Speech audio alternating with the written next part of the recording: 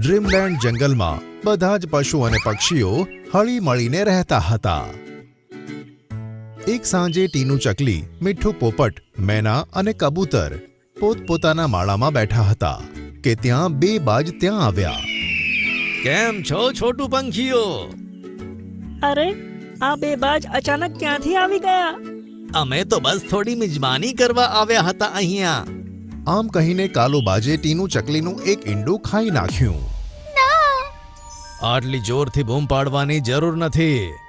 આ તો હજુ શરૂઆત છે.